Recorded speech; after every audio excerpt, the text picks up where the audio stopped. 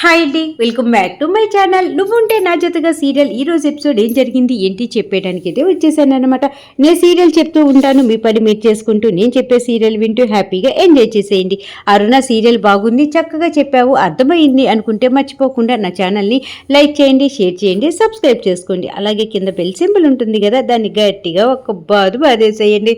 మొత్తానికి దేవా ఇంట్లో నుంచి బయటకు వస్తూ ఉంటే వాళ్ళ అమ్మ పాపం పిలిచి మరీ చెప్తుంది కదా, ఇంట్లో సరుకులన్నీ అయిపోయాయిరా దేవా, కాస్త నాకు సరుకులు తీసుకొచ్చి పెట్టవా అంటూ ఉంటే, అమ్మ నాకు అలాంటివి చెప్పొద్దు, కావాలంటే డబ్బులు ఇస్తాను అని చెప్పేసి దేవా జోబీలోంచి డబ్బులు తీసివ్వబోతూ ఉంటే, ఇంకా మన మాస్టర్ లాగే మిథున మాట్లాడి, మాకు డబ్బులు గిబ్బులు అవసరం లేదు, నీ డబ్బులు ఎవరికి కావాలి, నువ్వు జనాలందరినీ కొట్టి అది చేసి ఇది చేసి ఆ డబ్బులన్నీ కూడా రక్తపు మరకలతో నిండుకున్నటువంటి డబ్బులు, నీ డబ్బులు మాకు ఏం అవసరం లేదు అనేసి మిథున కొంచెం డైలాగులు కొడుతుంది కదా దేవా మీద. ఇంకా మొత్తానికి అందరూ కలిసి నవ్వుకుంటారు. మిథునాన్ని కూడా దేవాతో పాటు సరుకులు తీసుకురావడానికి పంపిస్తారు. దేవా అసలు ఒప్పుకోడు అనమాట. ఈ మిథున ఎందుకు, ఇంకా ఏదో వెళ్తా సంఖలో పిల్లిని పెట్టుకొని వెళ్ళినట్టు, నాకు అవసరమే లేదు అంటూ ఉంటే, అప్పుడే మాస్టర్ గారు అంటూ ఉంటారు, నువ్వు పరిగెత్తించి జనాలను కొట్టడము, తిట్టడము, చంపటము ఇది తప్ప నీకు సరుకులు అసలు ఎలాంటివి తేవాలి ఏంటి అసలు నీకు తెలుసా, అరవకుండా మిథునాన్ని తీసుకుని వెళ్ళు, అన్నీ మంచివి తీసుకుంటుంది అని చెప్పేసి గబగబా దేవా వాళ్ళ అమ్మ లోపలికి వెళ్ళి సంచి తీసుకొని వచ్చి దేవాకి చేతికిస్తుంది. దేవా మిథున జూమ్ జామ్ అనుకుంటా మొత్తానికి షాప్ దగ్గరికి వెళ్ళి సరుకులు అయితే తీసుకొని రిటర్న్ అవుతూ ఉంటారు కదా. ఇంకా అవుతూ ఉన్నప్పుడు అక్కడే ఒక పానీపూరి బండి కనపడుతుంది అన్నమాట మిథునాకి దేవా అంటే ఎంత ఇష్టమో పానీపూరి అంటే కూడా అంతే ఇష్టం కదా.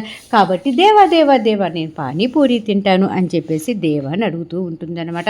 పాపం దేవా అనుకుంటాడు, ఏదో 1-2 పానీపూరి తింటుందేమో, పని ముగించుకొని గబగబా వెళ్దామని చెప్పేసి ఇంకా సరేనని చెప్పేసి పానీపూరి బండి దగ్గర ఆపిచ్చేసి ఇంకా పానీపూరి ఇవ్వమని చెప్పేసి పానీపూరి అతనికి చెప్తారనమాట. అప్పుడే అటు ఆకృతి వెళ్తూ వాళ్ళ అక్కని బావని చూస్తుందనమాట. ఆహా, ఈ ప్రేమ జంట ఇక్కడున్నారా, బావ అసలు అక్క అంటే ఇష్టం లేదంటాడు, అక్కని తీసుకుని వచ్చి మరీ పానీపూరి తినిపిస్తున్నాడు, ఒకసారి వెళ్ళి అడుగుదాం అని చెప్పేసి అక్కడే ఉన్నటువంటి దేవా మిథున దగ్గరికి ఆకృతి వస్తుందనమాట. వచ్చి, హలో లవ్ బర్డ్స్, ఏంటి అసలు బైకుల మీద షికార్లు, అబ్బా ఒకరిని ఒకరు హక్ చేసుకోవటం, అబ్బా ఈ రొమాంటిక్ సీన్ చూస్తుంటే అక్క బావ ఇద్దరు కలిసిపోయినట్టున్నారే అని చెప్పేసి ఆకృతి అంటూ ఉంటే, అప్పుడే దేవా అంటూ ఉంటాడు, మీ అక్కని అసలు భారీగానే అనుకోవట్లేదు, నువ్వు ఇవన్నీ ఎప్పుడు చూసావు, అది కాకుండా మీ అక్క అంటేనే నాకు ఇష్టం లేదు, ఏదో ఎవరైనా సరే హెల్ప్ అడిగితే లిఫ్ట్ అడిగితే ఇస్తాం కదా, అలాగే అనుకొని తీసుకొని వచ్చాను అని చెప్పేసి దేవా ఓవర్ యాక్షన్ చేసి ఆకృతికి మిథున మీద చెప్తూ ఉంటాడనమాట.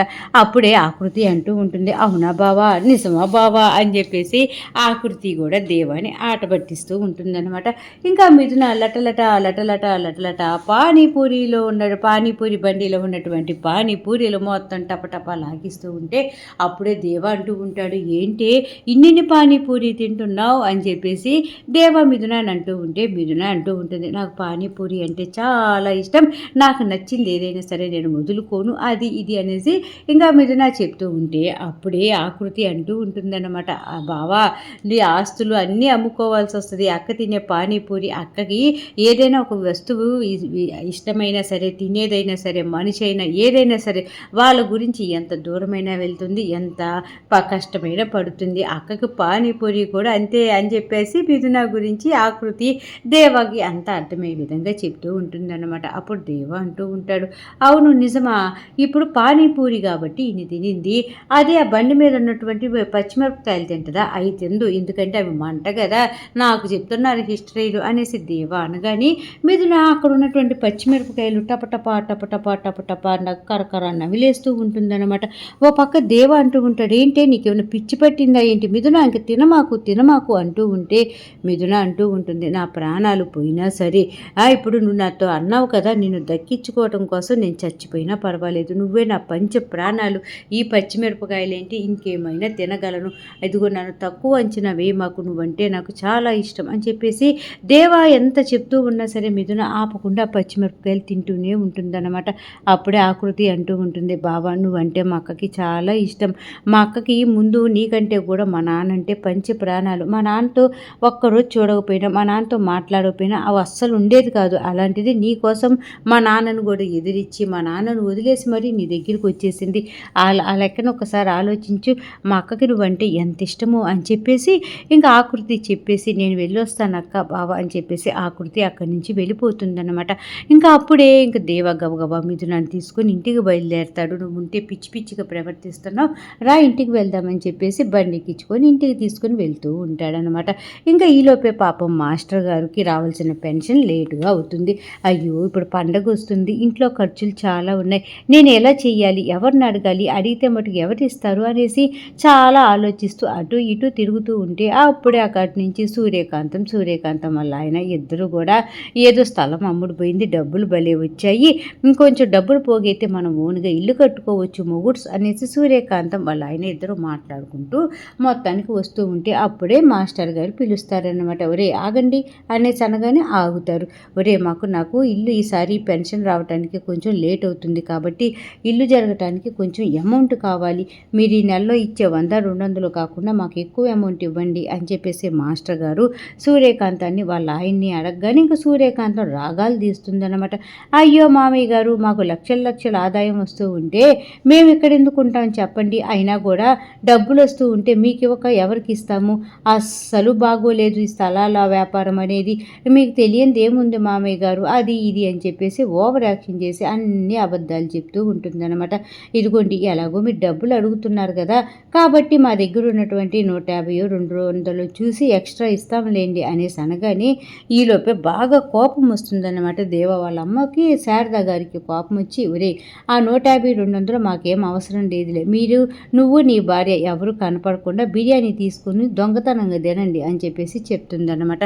ఇంకా సూర్యకాంతం కొంచెం నొచ్చుకుంటూ ఉంటుంది. ఈలోపే ప్రమోదిని వాళ్ళ ఆయనకి జాబ్ వచ్చింది కదా, ఆ జాబు కూడా కావాలని చెప్పేసి ఇంకా ఈ త్రిపుర ఉంది కదా, త్రిపుర సూర్యకాంతం వాళ్ళందరూ ప్లాన్ చేసి పాపం ఈ ప్రమోదిని వాళ్ళ ఆయన్ని ఇరికిస్తారనమాట. ఇంకా ఈ ప్రమోదిని వాళ్ళ ఆయన ఆనంద్ కదా ఇంకా జాబుకు వెళ్తాడు, ఇంటికి వస్తాడనమాట. ఈ మాస్టర్ గారికి సూర్యకాంతానికి అలాగే వచ్చేసేపటికి శారదకి అందరికీ డిస్కషన్ జరుగుతూ ఉన్నప్పుడే ఆనంద్ ఇంటికి వస్తాడు. వచ్చి స్వీట్ బాక్స్ తోటి వస్తాడు. స్వీట్ బాక్స్ తేవగానే అప్పుడే సూర్యకాంతం అంటూ ఉంటుంది, ఏంటి బాబు గారు జాబ్ వచ్చిందని చెప్పేసి స్వీట్ బాక్స్ తీసుకొని వచ్చారా, ఇవ్వండి స్వీటు అని చెప్పేసి స్వీట్ తీసుకుంటారు అందరూ. ఇంకా సూర్యకాంతం అంటూ ఉంటుంది, బావగారు మీకు జాబ్ వచ్చిందని నాకు చాలా సంతోషంగా ఉంది, ఇంకోటి ఎక్స్ట్రా తీసుకుంటానండి అని చెప్పేసి ఇంకోటి ఎక్స్ట్రా తీసుకుంటుంది అన్నమాట. నాన్న ఇదిగో 10,000 రూపాయలు అని చెప్పేసి ఆనంద్ మాస్టర్ గారికి 10,000 ఇస్తూ ఉంటే మాస్టర్ గారు అంటూ ఉంటారు, నీకు 10,000 ఎక్కడిరా అనగానే, నాన్న జాబ్లో జాయిన్ అయ్యాం కదా పండగ ఉందని చెప్పేసి అందరికి ముందుగానే జీతం కొంచెం ఇస్తున్నారు, అలాగే నాకు 10,000 రూపాయలు ఇచ్చారు, అందుకే తీసుకొని వస్తున్నాను నాన్న అనేసి ఇంకా మాస్టర్ గారికి ఇవ్వగానే అప్పుడే సూర్యకాంతం అంటూ ఉంటుంది, ఏంటి బావగారు జాయిన్ అయిన రోజే 10,000 రూపాయల శాలరీ ఇచ్చారా, అసలు మీ పని ఏంటి బావగారు అనగానే, ఏం లేదు వ్యాపారం జరుగుతుంది కదా, లక్షల్లో జరుగుతుందంట, ఆ డబ్బులు తీసుకొని వెళ్ళి నేను ఎప్పటికప్పుడు బ్యాంకుల్లో వేసి లెక్కలు చెప్పాలంట అనగానే మాస్టర్ గారు అంటూ ఉంటారు, ఒరే డబ్బులతో పని, అసలే లక్షల వ్యాపారం అంటున్నావు, లేనిపోయింది మనకెందుకురా, వాళ్ళు ఒకేలా తేడాగా ఉండి ఏదైనా కేసులో ఇరికియాలనుకుంటే నీ మీద అనవసరంగా నిందలు వేస్తారు కదా అనేసి మాస్టర్ గారు భార్య శారద కంగారు పడిపోతూ ఉంటే అప్పుడే ఆనంద్ అంటూ ఉంటాడు, అమ్మ నువ్వేం బాధపడాల్సిన పని లేదు, నేను బ్యాంకులకి అలా వెళ్ళేటప్పుడు సెక్యూరిటీ ఉంటుంది కాబట్టి ఏం జరగాల్సిన పడదు, ఏం చెడు జరగదు, నువ్వేం టెన్షన్ పడమాకమ్మా అని చెప్పేసి ఆనంద్ మొత్తానికి వాళ్ళ అమ్మకి ధైర్యం చెప్పి ఇంట్లోకి వెళ్తూ ప్రమోదిని ఎత్తుక్కుంటూ ఉంటాడనమాట. అప్పుడే శారద గారు అంటూ ఉంటారు, ఏంట్రా ఆనంద్ ప్రమోదిని కోసం చూస్తున్నావా, కాలు ఇందాక బెసికిందిరా, రూమ్లో కూర్చొని ఉంది పాపం, వెళ్ళి రూమ్లో ఉంది పలకరించు అనగానే, ఏమైందమ్మా అనగానే, ఏం లేదురా చిన్న దెబ్బేలి వెళ్ళు పలకరించు అని చెప్పేసి అనగానే ఇంకా ఆనంద్ కూడా అక్కడి నుంచి వెళ్ళిపోతాడనమాట. అప్పుడే శారద గారు అంటూ ఉంటారు, చూసి నేర్చుకోరా మీ అన్నయ్యని, ఇంటి బాధ్యతలు చూడు ఎంత బాగా చూసుకుంటున్నాడో, ఇలా ఉండాలి కానీ మిమ్మల్ని ₹2 అడిగినా సరే ప్రతి దానికి హిస్టరీ చెప్పుకొని వస్తారు అనేసి ఇంకా కోపడుతూ అక్కడి నుంచి వెళ్ళిపోతుందన్నమాట శారద గారు. ఇంకెక్కడ ఇలా జరుగుతూ ఉంటే ఈ ఆదిత్య గారు మళ్ళీ ప్లాన్ చేస్తూ ఉంటాడనమాట. ఏంటి ఇంకా మిథున నా మీద ప్రేమ లేదు, మిథునకి దేవాని మీద బాగా ఎక్కువైపోయింది, నన్ను ఏదైనా చేయడానికి రెడీగా ఉంది, నా గురించి ఆరా తీయటం స్టార్ట్ చేస్తే నేను చేసిన తప్పులన్నీ కూడా బయటకు వస్తాయి, మీడియా అప్పుడు మిథున అస్సలు నన్ను క్షమించదు, కాబట్టి ఎలాగైనా సరే ఆ దేవగాడు భూమి మీద లేకుండా చేసేస్తే ఒక పని అయిపోతుంది, ఎవరు హెల్ప్ చేస్తారు నాకు, నేను ఎప్పుడు ఏది చేయాలనుకున్నా సరే మిథున అడ్డుపడుతుంది, ఆ దేవాగాడిని కాపాడుకుంటుంది, ఏం చెయ్యాలి అనేసి ఆలోచిస్తూ ఉంటే రాజకీయవేత్త చక్రం గుర్తొస్తాడనమాట. చక్రంకి దేవ అంటే బాగా నమ్మకం కదా, కాబట్టి ఆ చక్రానితోనే చేసుకొని ఎలాగైనా దేవాగారిని లేపేయాలి అని చెప్పేసి చక్రానికి ఫోన్ చేసి, సార్ నేను ఫలానా అనగానే, నువ్వెవరు, అసలు నీకు నాకు సంబంధం ఏంటి, నాకెందుకు ఫోన్ చేసావు అనేసి అతను మాట్లాడుతూ ఉంటే, అదేంటి సార్ అలా అంటారు, అది ఇది నేను మీతో మాట్లాడాలనుకుంటున్నాను అనేసి ఇంకా చక్రాన్ని కలవటానికి వెళ్తాడనమాట ఆదిత్య. ఇక్కడ ఇలా జరుగుతూ ఉంటే మొత్తానికి మిథున బాగా మిరపకాయలు తినేసింది కదా, నోరు కడుపు మంట పుట్టిపోతూ ఉంటుందన్నమాట. ఓ ఓ అబ్బా మంట మంట అనుకుంటూ పాపం లోపలే తన బాధనంతా పెట్టుకుని గుమ్మం దగ్గరే కూర్చొని బాధపడిపోతూ ఉంటే దేవ గబగబా కిచెన్లోకి వస్తాడు. అప్పటికి సూర్యకాంతం కిచెన్లో ఉంటుందన్నమాట. వదిన పెరుగు ఎక్కడ ఉంటుంది వదిన అనగానే, పెరుగా నీకెందుకు దేవా పెరుగు అంటూ ఉంటే, కావాలి వదిన ముందు పెరుగు ఎక్కడుందో చెప్పు అని చెప్పేసి పెరుగు గిన్నె కోసం వెతుక్కుంటూ ఉంటే, ఇదిగో పెరుగు ఎక్కడుంది దేవా అని చెప్పేసి పెరుగు తీసి ఇస్తుంది అనమాట. పంచదార ఎక్కడుందో వదిన పంచదార అని చెప్పేసి మళ్ళీ పంచదార కోసం వెతుక్కుంటూ ఉంటాడా.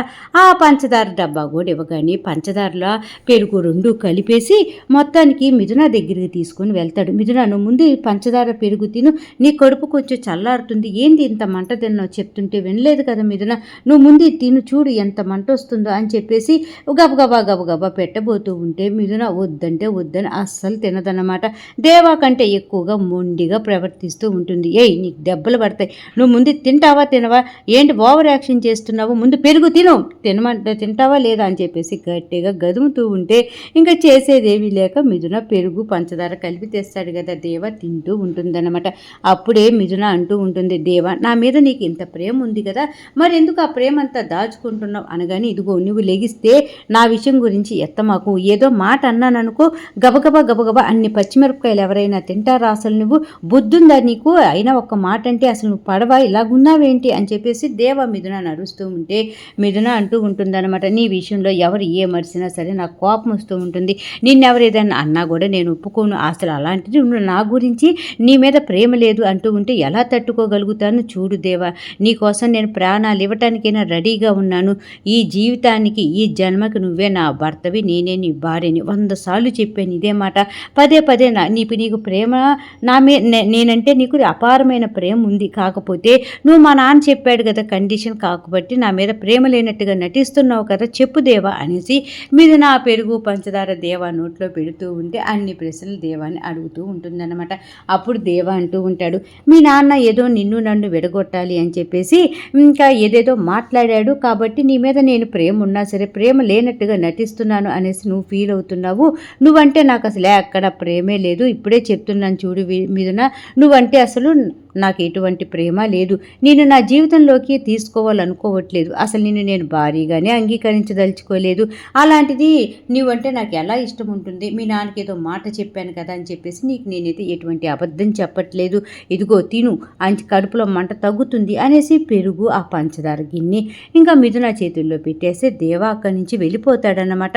ఇంకా పాపం ఇలా జరుగుతూ ఉంటే సూర్యకాంతం ఆ పక్కన తలపగలు కొట్టుకుంటూ ఆలోచిస్తూ ఉంటుంది, మొగుడ్స్ బావగారికి అనవసరంగా మనం అంత పెద్ద జాబ్ ఇప్పించామంటావా, అనవసరంగా చూడు ఒక్కసారి నన్ను ఇంకా లెక్కే చేయడు, మళ్ళీ మా తోడుకోడలు ఉంది చూసావు ఆ ప్రమోద్ని నన్ను లెక్కే చేయడు, బావకి ఎంతెంత జీతం ఇస్తున్నారేంటి అసలు అనేసి సూర్యకాంతం కుళ్ళుకుంటూ ఉంటే అప్పుడే సూర్యకాంతం వాళ్ళ ఆయన అంటూ ఉంటాడు, సూర్యకాంతం అన్ననేదో ముంచటానికి మన ఇంటి పరువు తీయటానికే కదా కావాలని ఆ త్రిపుర అన్నయ్యకి జాబు పెట్టించింది, కాబట్టి నువ్వెందుకు అంత టెన్షన్ పడుతూ ఉంటావు అనేసి అంటూ ఉంటే, నిజమే కదా మొత్తానికి బావగారికి మూడిందేనన్నమాట అనేసి సూర్యకాంతం సరదా పడిపోతూ ఉంటే పాపం దేవ అన్న మాటలన్నీ కూడా మిథున తలుచుకొని బాధపడిపోతూ ఉంటుందన్నమాట.